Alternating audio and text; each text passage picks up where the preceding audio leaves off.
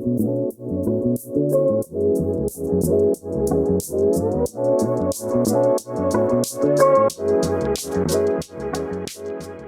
I'm Georgina Burke. I am Principal Technology UX Designer for the ICO.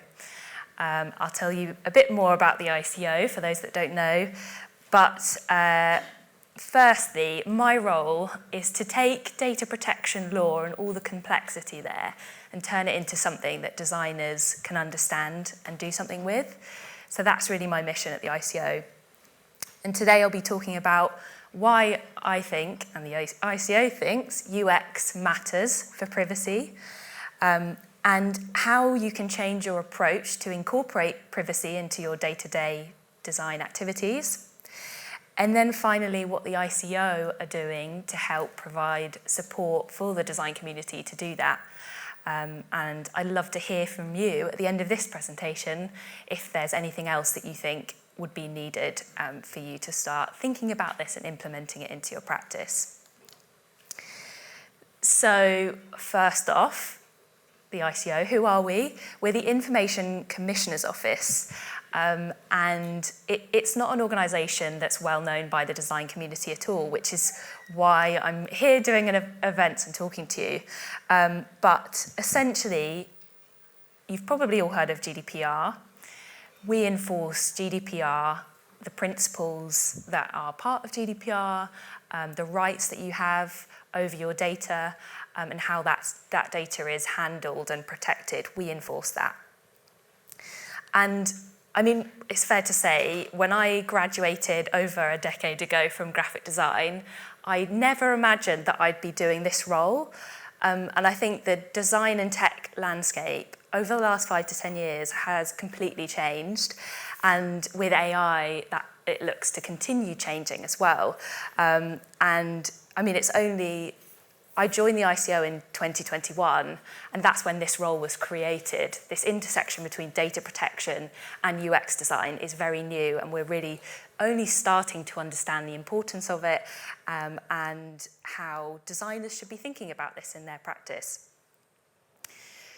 So the reason I've just talked about this radical change that's happening, and what that means is, I'm sure you'll all be aware that the products and services that you use all day, every day, involve sharing some of your personal data. And we share more personal data than we have ever done before, minute to minute. But we don't feel control over it. So this was a recent survey that found that less than half of consumers didn't feel in control of the digital environment that they were surrounded by and the choices that they were able to take within that. And a recent ICO survey found that people are also concerned what's happening with that personal information, especially when they don't feel like they've been able to give informed consent or have the controls that they would wish over that data. So this is something that we worry about, we're concerned about, and our customers are concerned about too. And the way that we understand and control personal data is, of course, through the interface, through the user experience. And that's why interfaces and the design of these design choices are so important, because they're a touch point between firms, users, and the sort of gateway to the regulation and your rights. So whether this is asking for consent to process data, whether it's seeing privacy information that helps you understand what's happening to data and how it will be used and shared, or whether it's, with AI, our personalized experiences and recommendations that you see that are based on data about you, having an understanding of that so that you can flag it if those recommendations are not what you want to see, or challenge an automated decision perhaps. So these interactions are vital for us to be able to control and exercise our rights over data that you have under the GDPR. The way these are designed can ultimately change that. They can influence our behaviour and push us towards choices that maybe we wouldn't normally make. And And so they can either enhance your feeling of choice and control or undermine it. And this really has an impact. So not only are these interactions powerful and they change our behaviour and the choices that we make, but the consequences of that happening can be incredibly serious and harmful for people. So this was a recent case that has come back into the news in the last couple of weeks. Grindr was recently fined by the Norwegian Consumer Council because it was selling personal data to third-party advertisers without gaining the right consent, without informing people and gathering that valid consent that's needed. And as a result, people were being targeted with adverts that revealed some really sensitive information about themselves. So I think, often the consequences of gathering and processing data and sharing it are hard to imagine and hard to make tangible, but you can learn a lot about people from their browsing activity and the communities that they participate in. And so this makes it clear that when that information is shared and used in ways that isn't consented to, or people don't feel like they have control, then this is non-compliant, this is harmful and it's against the law. And the reason I say it's back in the news is because this case originally was from 2021, was appealed, and then Grindr have just lost that appeal, so it's precedent setting. So this is the start, and I'm sure we'll see more cases like this. And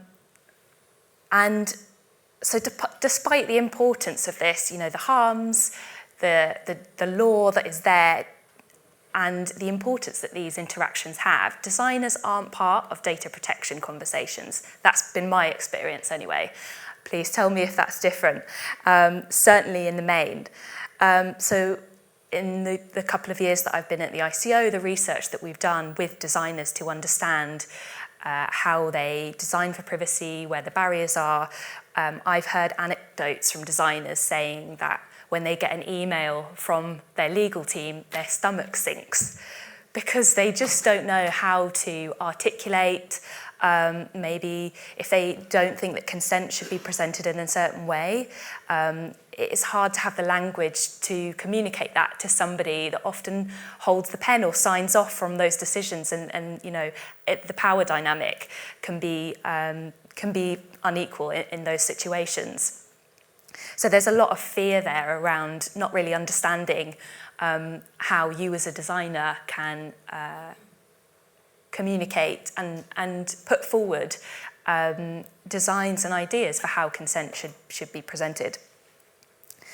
And the other story that I've heard, and maybe some will be familiar with here, is that the designers completed the design cycle, the sprint. They were really happy with their designs, and then at the end of the sprint, they presented the designs to their legal team, who signs them off and makes sure they're compliant, and they had to completely change the design and add 3 paragraphs of text to the privacy information or the screens that they were designing. And at that point, there's no time left, there's no budget left to do any user research or understand how to design this in the best way. Designers are told that change has to be made. And so it's costly, it's potentially damaging to your UX, and it doesn't have to be that way. And designers aren't usually aware that they have the power to change this, and they're also not supported in doing this either. So there isn't a lot of guidance out there to help designers better understand data protection and the requirements that are asked under it. But that needs to change because regulation is changing. So this is the Children's Code. I don't know if any of you are aware of it, but it's 15 standards that set out how organisations that deal with children's data should be designing services for them. And this was one of the first pieces of policy that the ICO put out that specifically referenced design. So this is one of the standards, nudge techniques.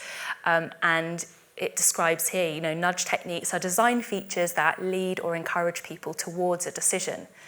And under the Children's Code, for certain age groups, that's that's banned. So you need to make sure you're not encouraging children to share more data by using certain design features to highlight one option over another. Most recently, so this was in August of this year, the ICO and another regulator called the CMA, who are the Consumer Markets Authority, put out a paper called Harmful Design in Digital Markets. So this paper pulls out harmful design practices that both regulators are concerned about and would see as an issue for not only data protection legislation, but also consumer and market regulation as well. So this shows it's not just the ICO talking about these issues and recognising that design has an impact. Other regulators are doing that as well, and we're trying to align to make sure that together we are able to articulate which design practices are unacceptable under different legislation.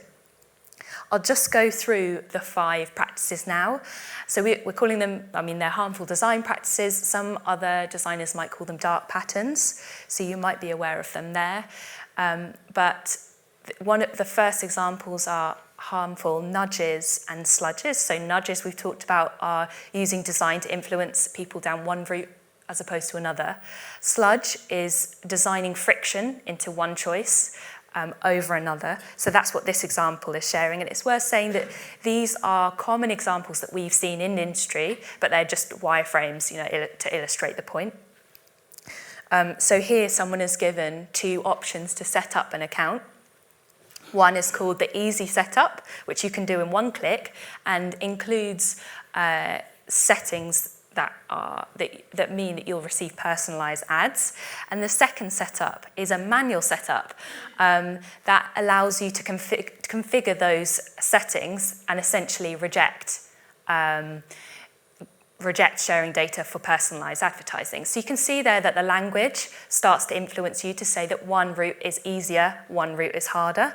One route has 1 step, the other has 4.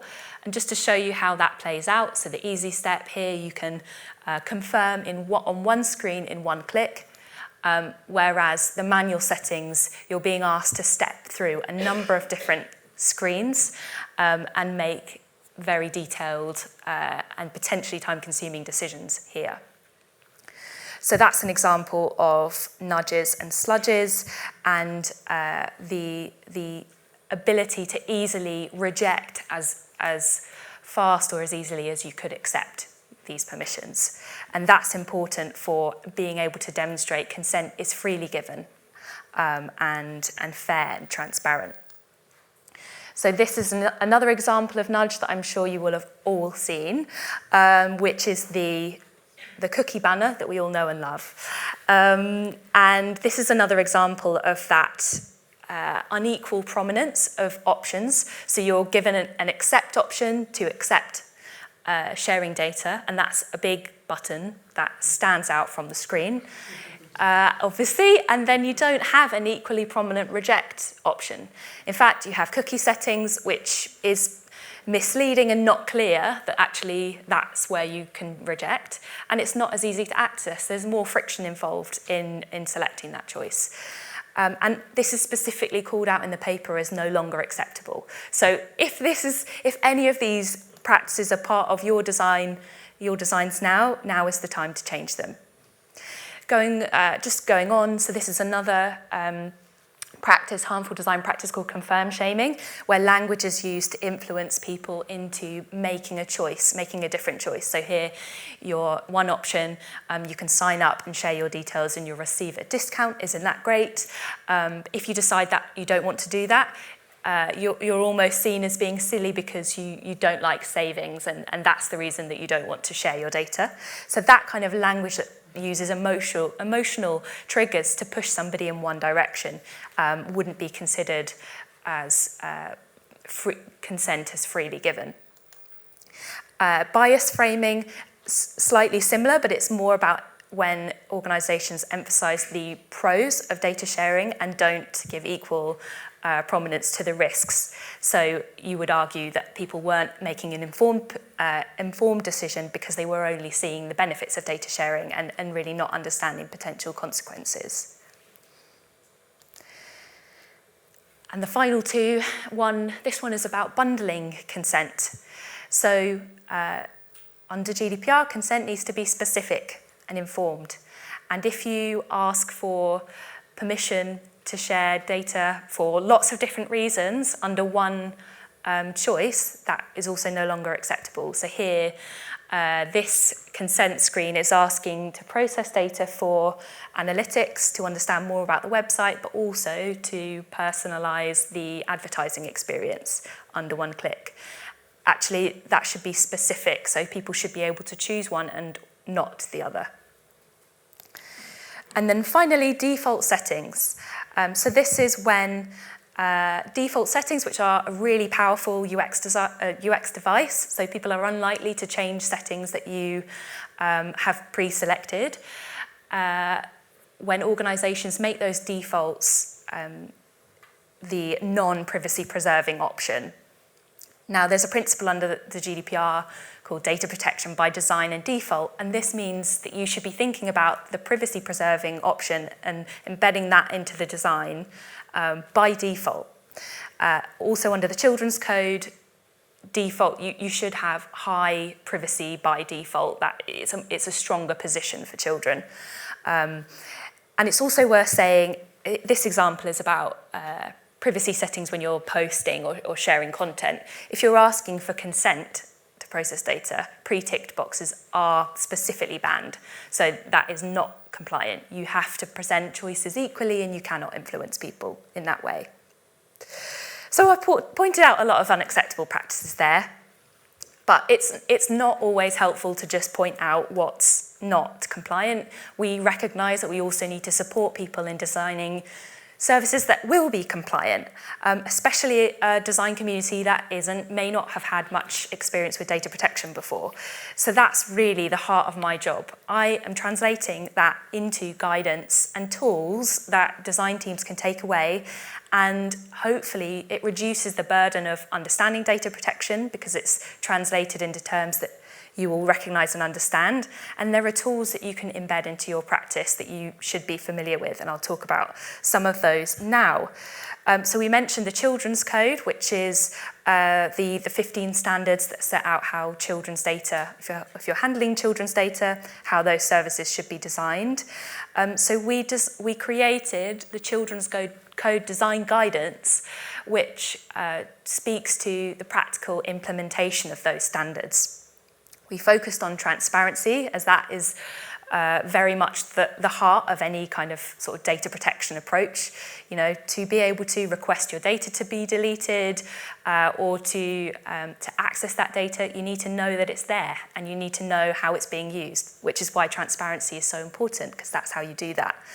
So the Children's Code the design guidance focused on transparency, and we looked at 6 different topic areas within the Children's Code and looked at how we could translate that to what a design team might find useful. So one of those is about meeting children's needs as they change over time.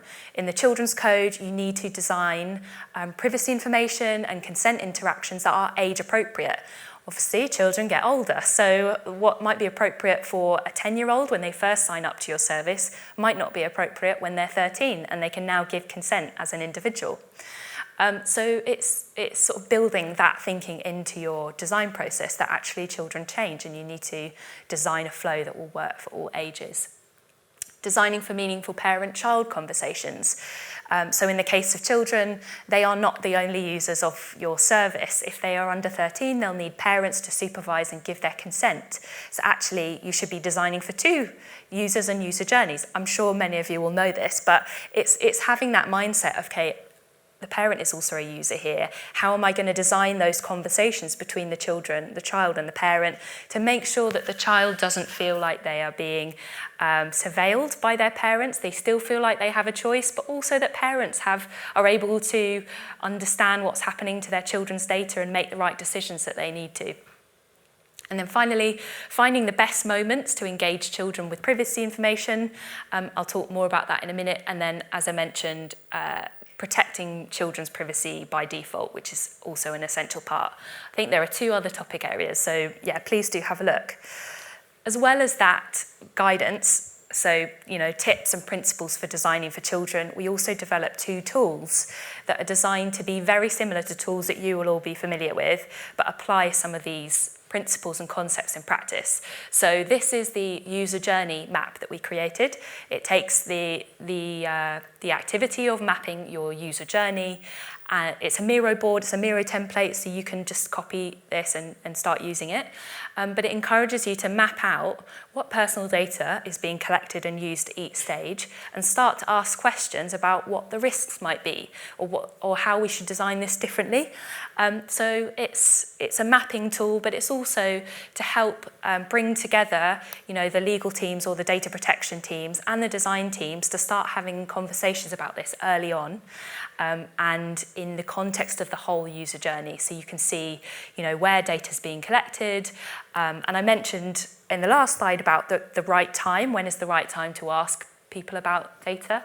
Often when you first use an app, and especially with children, well, with everybody, you just want to get to the product. You don't want to spend time reviewing privacy information, which can be tricky because you need to present that information to people before you collect data. So there is challenges there, but there might be ways to continue informing people once they're a bit more familiar with the product or have more time to understand, okay, now you've used the app, you've seen what data is collected, this is how we use it. Are you still okay with those privacy settings that you set at the beginning of the onboarding journey?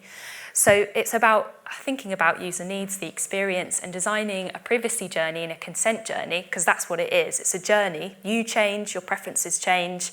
Just because you set one preference at the start of the product, if you continue using it over the next year, we were talking about accessibility needs changing, your privacy needs change as well. So think of things in the context of the journey, and those privacy risks will make more sense to people. So those are the tools. When we published that design guidance, it was really well received, but a lot of people were saying, okay, this applies to children, what do I do for adults? Which is why we then produced this next piece of guidance called Privacy in the Product Design Lifecycle, which looks at, for a general product, how do you think about privacy and data protection at each stage of your product design process? So to help you think about when those issues are appropriate, and practically what you could be doing that doesn't increase costs too much. It's just in line with activities that you would normally be doing, and making those make sense. So they're not sort of abstract principles like transparency, but they're things that you can do. Just to also say, I didn't mention this before, with each of these design guidance products that we've created, they were the first that we've ever made. And so, of course, we applied a design thinking approach and made sure that designers were a part of that process from the beginning. So we started by doing user interviews, user research, workshops to understand what the barriers were. And so this is what we were doing with the product design guidance as well. How are teams currently thinking about privacy? Where are the blockers? Where are the challenges? And where are the areas of good practice that we could also pull out and share with everybody else? And then we started to map those into a design process that we thought most people would recognise and be able to adapt and contextualise in their own work. And that's how we came up with these stages. So kick-off, design, research, development, and then launch and post-launch. So hopefully, even if your process doesn't map onto this identically, it will be something that you recognise. And that's how we structured the guidance. Most importantly, the first link is about the case for privacy. So we talked about this. This was raised with the accessibility talk. If you are the individual champion in your team who are trying to convince other stakeholders of why this is important, there's some language and text there to help you do that. And then going forward, we have various pieces of practical tips and guidance divided into each section. So I'll just go into those. So this is about kickoff. And often people will say you need to consider privacy at the start. Well, what does that actually mean? Well, firstly, you identify your data protection officers, your legal teams, whoever it is who's likely to come in at the end and go, this isn't compliant, you need to add on this, this, and this. Involve them at the start. Together, map out what personal information there might be here as part of your new feature or your product, and start to identify those risks early. Saves time, saves a lot of grief later on down the line when you need to start retrofitting. And there's more tips here in that section, so please do look there. And then on to research. So hopefully you'll all be starting your projects looking to understand user needs, understand the market, and how your product needs to respond to that. So this suggests just include perspectives on privacy and data as part of those user research activities. So make sure that they're questions that are just part of that plan and those questions. And then think about how your user research that you'll be conducting as you develop the product, how you'll be able to get feedback on those decisions that you've made around privacy and those consent interactions or privacy information. So if you're already thinking about how you'll test this with users further down the line, just include those issues around privacy in those tests as well. And then finally, practically, you'll need to protect the privacy of your participants. So think about how you're anonymizing data, especially when you're sharing insights between different teams or stakeholders, how you're protecting that data that you collect from people, and are you collecting more than you actually need? So think about the methods of collection as well. Coming on to design, and this is the biggest section in the guidance currently, and I'm sure will evolve over time because there's lots to break down here. The first section is on your activities and your culture as a design team. So in the activities that you might use to help generate ideas, I mean, boundaries and rules can act as a real creative can act as really good creative stimulation. We've certainly found that. So one tip is to use an activity called Crazy Eights that you might be familiar with from the Google Ventures sprints activities, where you come up with a number of ideas. Use that to think about how you could ask for consent in a more creative way or present information in a more creative way. Use privacy prompts and concepts to trigger these ideas. When you come to prototyping, think about dummy data, making sure that you're not using any personal information when you're creating those mock-ups or walkthroughs. And then part of your design rhythms, your critiques and your sign-off processes, how can you make sure that privacy interactions and questions are considered at those really key moments within a product cycle where things either get pushed or not? Making sure that the privacy interactions have been checked and tested, and the whole team are feel confident that they'll do what they need to do. And then coming on to creating engaging privacy information, I think our experience at the moment of this is terms and conditions, which often go on and on and on, and you have to find those, you have to go into a number of different settings menus to find them, and that doesn't need to be the case. You can present information contextually. One example of that is just-in-time consent or privacy information, where you get access to that information at the point that it's needed. So if you go to use an app and you go to take a picture, then you might get a pop-up that says this app needs access to your camera to do that. And you're able to, in that moment, see the data that would be collected, you understand why it's needed, and make an informed decision. So this comes back to thinking about how you are designing these interactions in context when it makes sense to somebody. And then communicating privacy information in ways people understand. So don't just treat this as a long piece of legal text that needs to be hidden away because it's really horrible to look at. But how can you be using the same language that you would use, the same design languages that you would use when you want to create a really engaging piece of content for somebody, apply that to privacy information as well.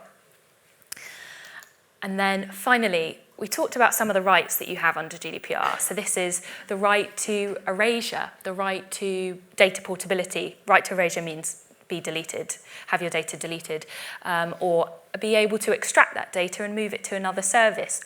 You all have rights to do that, but usually the way that you are able to access those rights will be an email address at the bottom of a really long privacy policy that says, if you want to do this, you have to email the data protection officer with this, this, and this. Actually, as designers, you can create interactions in context of when they make sense for people to much more easily exercise their rights. So if it's about deleting data, you can have that option up front with the data that might need to be deleted, or changing consent and withdrawing consent. Where is that appropriate for somebody? It doesn't need to just be tucked away in settings or in a privacy policy. The last few sections are around development and the technical considerations that you might need to think about. There's much more guidance on the ICO website about encryption and security measures and things like that. So this is fairly light touch. It's more things to plan and ensure. But it does talk about considering encryption and protecting that data. It talks about the authentication methods that you might need, which does touch on UX. Are you using biometrics to protect access to a product or a data, or a login or a password, and is that appropriate? Is that proportionate to the information and the risks that might be surrounding that, and the other people that might have access to it? And then just building on the point we talked about a second ago about those data rights. So even if there's a button that says delete data, what's happening on the back end? Can you actually make sure that that data will be deleted? And likewise, if you give the option to change data, make sure that that's not just a button, and it's a process, and there are ways that can happen. Then launch and post-launch. And this is, we talked about launch being, for a startup or for a product, the end goal, but it doesn't stop there, and actually there's work to be done. And people often forget about this bit.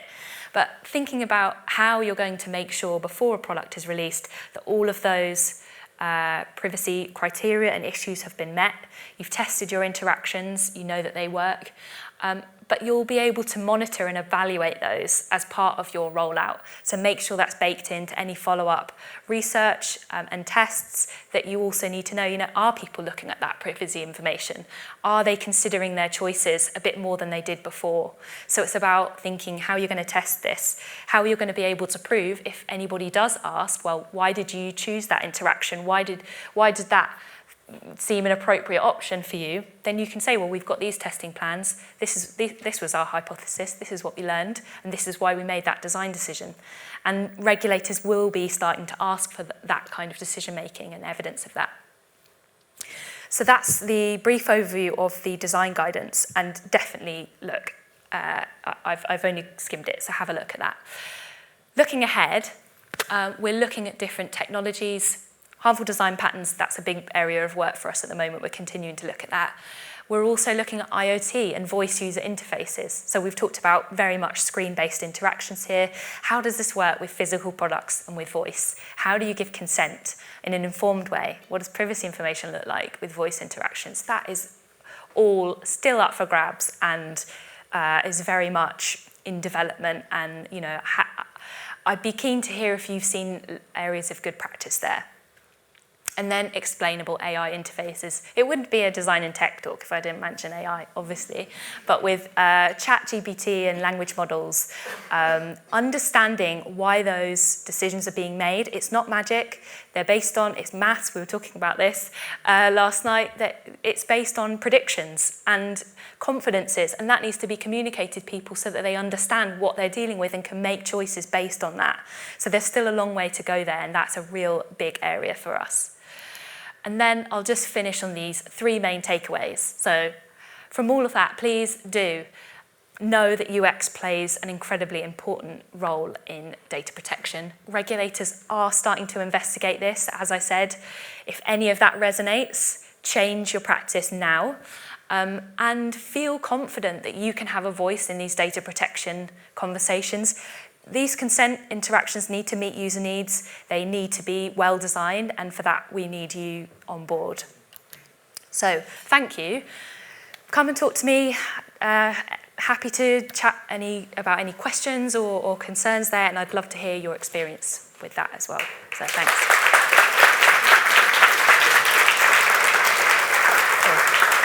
Cool, thank you. So much useful information in there. Does anyone have any questions? Thank you so much, Georgina. Such an important topic. Anna here. I've been working on privacy for the last couple of years, so I feel like I could talk to you for the rest of the day, so I won't do that. A lot of what you said around contextual privacy experiences really resonates with how we've been looking at it at Google. And a couple of questions that I wanted to hear your thoughts on that we hear a lot from our stakeholders.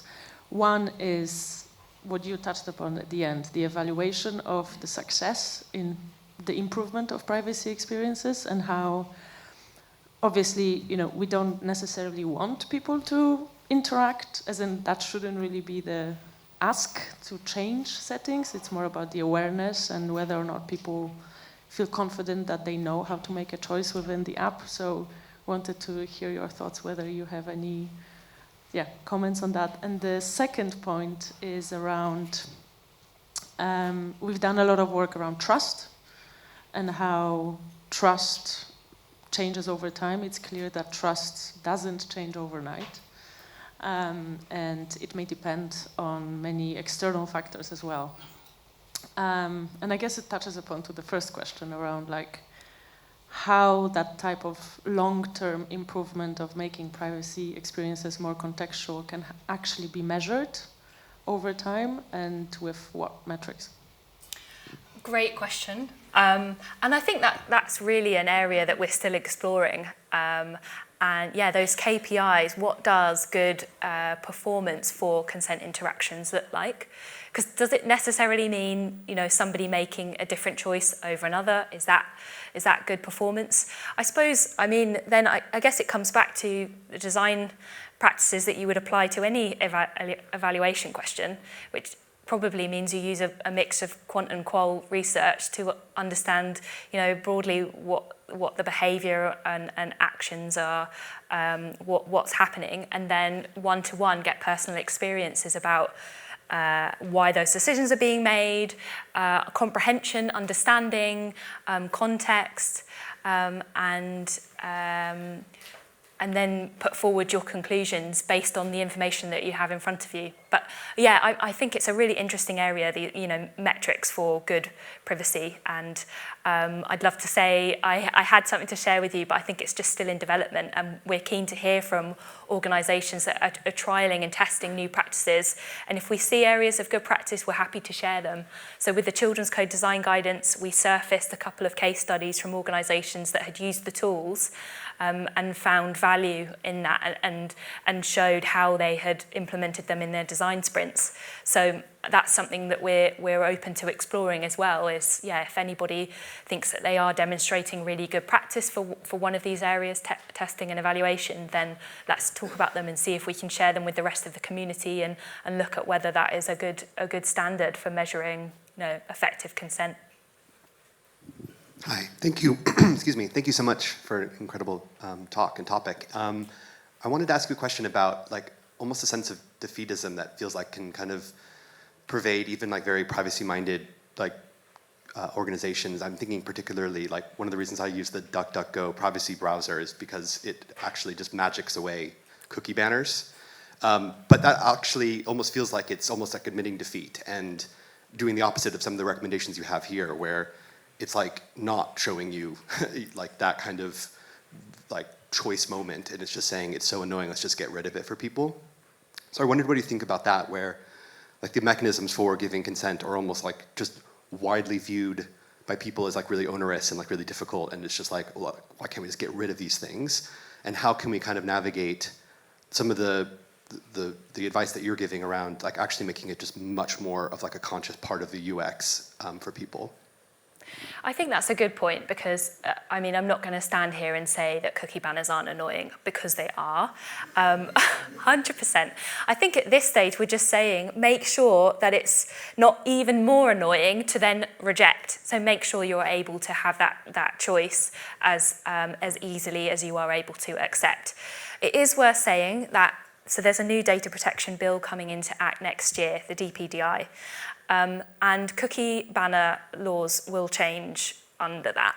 I think it's still being decided exactly how that will play out, but some cookies that maybe aren't considered as essential at the moment may well be considered essential when the bill comes into force, which will mean that you should see less cookie banners, because sometimes those cookies are for really functional aspects of the product, and so there's debate now about whether you really need to give consent every time. If you're going onto that product and using that service, would you not expect to have the functionality of that service and allow cookies for that reason? So there might be shifts in legislation and technology that mean that cookie banners start to be phased out. But the principles around presenting fair choice still apply whether we have them or not. So making sure that you still have that fair choice is still important. All right, thank you. Georgina, everyone. Thanks.